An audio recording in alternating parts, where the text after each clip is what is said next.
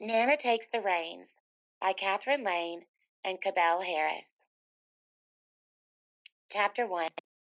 Hold on to your hats. Bull riding, exclaimed Nana. What fun! I haven't ridden a bull in years. Nana felt around the table for her scissors and accidentally picked up a fudge freezy wrapper instead. Or was it a mule? She said, putting down the fudge freezy wrapper and picking up another one. Yes, I believe it was a mule. Well, mule, bull, they can't be all that different. Oh dear, where did my scissors run off to? Nana picked up her box of sugar puffies, no scissors, and her tin of strawberry swirl meringue, no scissors, and her choco coated coconut crunchies, no scissors. Aha, there you are, she said when she spotted the sneaky snippers peeking out from under a book. Anna quickly cut the rodeo advertisement out of the paper, tucked it inside her purse, and headed out the door. Her 1948 Dusty Drifter sat in the driveway, and though her daughter Elaine insisted she give up driving on the grounds that she was much too old, Nana could not see the harm in one little trip to the fairgrounds. Besides, unbeknownst to Elaine, Nana was quite skilled, if creative, driver. Now then, said Nana. He climbed into the dusty drifter and gave the old car a pat on the dashboard. To the rodeo we go! And with a sharp turn this way and a curly turn that way and a beep beep for good measure, Nana did so love to toot her horn. She was on her way.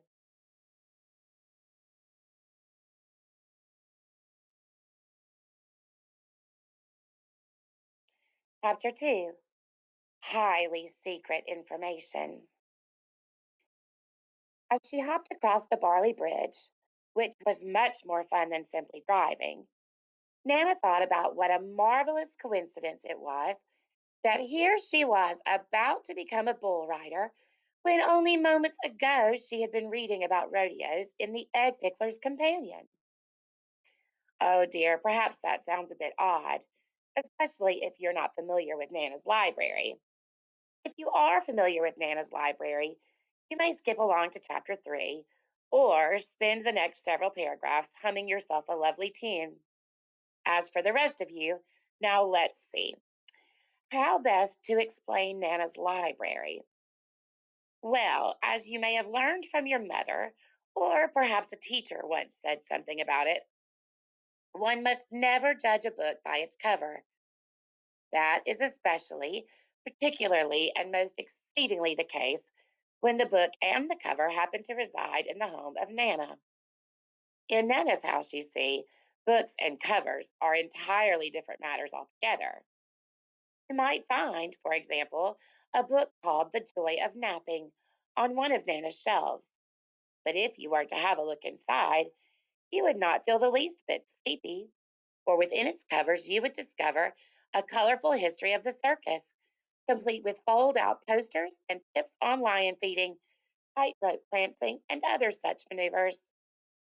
Likewise, if you flipped through the pages of the Egg Pickler's Companion, you would not find a single boiled egg, but instead a detailed diagram of the correct arm movements for roping a cactus from 20 yards away. Peculiar? Yes. But to anyone acquainted with Nana's daughter Elaine, this cover swapping business is very logical and, in fact, a necessary thing to do. Elaine, you see, is the very worst kind of cheek biting worrier. If she were to discover that Nana was studying up on the profession of bull riding, there would be disastrous consequences indeed. Not only would she take twisting her arm hairs right out of their follicles, but there is a very good chance she would have Nana moved to that place for old people, that very dreary place where Elaine worked and where she was convinced that Nana belonged. So now, along with Eufaula and Bog, you are an official keeper of the secret. But oh dear, if you are not familiar with Nana's library, then that means you have not yet met Nana's grandchildren. Well, no matter. You'll meet them soon enough.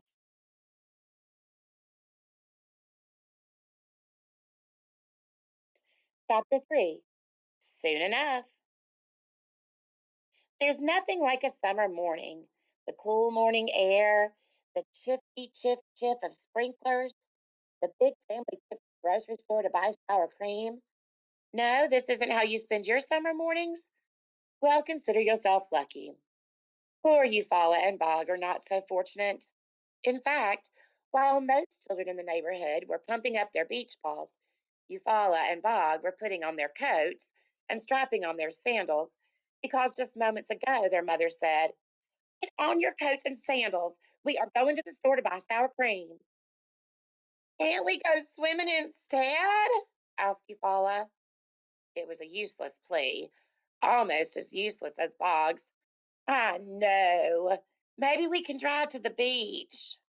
"Well," said their mother, "we are out of sour cream, and if we don't go get sour cream, then, well, then, we won't have sour cream," suggested Bog. "Yes," said their mother, "and then what would we do?" "Not have any sour cream?" said Eufaula. "Exactly," said their mother. "And is that what you want?" Before Eufaula could say yes, because nothing would have made her happier than just one meal without sour cream. Their mother said, "Come along, children, we do not have all day." Actually, without any plans at all, no picnics or parks or popsicle stands, they did, in fact, have all day. Elaine led the way down Vinegar Street, her grocery list pinched between her fingers. True, there was only one item on the list, but Elaine enjoyed lists so very much that she wrote one nonetheless. Sour cream, it said in tiny block letters, perfectly centered within the margins of her notepad. Their walk to the grocery was all "watch out fors" and "keep away froms." With her chin raised high and her nostrils flared wide, Elaine called back over her shoulder, "Watch out for that dog. Keep away from that spill. Watch out for the unicycle. Keep away from that monkey." And fair enough, you can never tell what a monkey will do. "Watch out for that stink bug. Keep away from the sneeze weed. Watch out for that thing." Eufaula and Bog followed along behind their mother, being sure to run their fingers along every leaf and dip their shoes into every sticky spill they passed, as their mother continued calling back, "Watch out for that squirrel. Keep away from that nail," which Eufaula pocketed naturally. "Watch out for that bun. A perfectly good raisin bun," thought Bog, "if you scrape off the dirt. Keep away from that." And then she stopped. It was a very good thing Elaine's eyesight was not so good, for what caught her not so good eyes just then, what made her stop cold in the middle of the sidewalk, was a car hopping, yes, hopping, by in the opposite direction. A car that looked very much like Nana's car, with a driver that looked very much like Nana's hair. "Is that Nana?" Eufaula and Bog had stopped too, and were holding their breath and saying silent prayers that their mother's eyes had somehow grown even worse in the last 7 seconds. "Nana," said Bog. "Nana who?" said Eufaula. Then she tried distracting her mother by pointing into the air and shouting, "Monarch!" It was the only butterfly she could ever remember, but the crackers were high, for she knew her mother could never resist a butterfly. When a monarch failed to mis- when a monarch failed to miraculously appear before them, Eufaula had to think quick. "Oh, mother, please, can I have it?" She squealed, jumping up and down and pointing at the display window behind them. "Please, please, please, I just love it. Can I have it?" Eufaula, of course, had only meant to pull her mother's attention away from Nana, but had not considered the fact that what she was pointing at was a vacuum cleaner attachment. Why would a person want a vacuum cleaner attachment? Yes, this question occurred to Eufaula as well. And what's worse, she could not think of one single reason that she should suddenly need to have one. She searched the window for something else. Then, though she did not feel very confident about her next selection either, carefully adjusted the angle of her arm to point at a mop and declared so loudly that Bog nearly bit off the finger he'd been nibbling on since the whole catastrophe began. I want to be a witch for Halloween. True, it was only June, but it was never too early to begin thinking about one's costume. Elaine turned briefly to look in the window, but it did not seem that she'd been listening to Eufaula at all. Almost instantly, her gaze shifted back to that car, which fortunately was quite far away now, and also a bit hazy with all that smoke. We'll get to that shortly. Meanwhile, Bog, with two less experience in tactics of distraction and trickery, began jumping up and down on both feet, crying, I broke my leg! I broke my leg!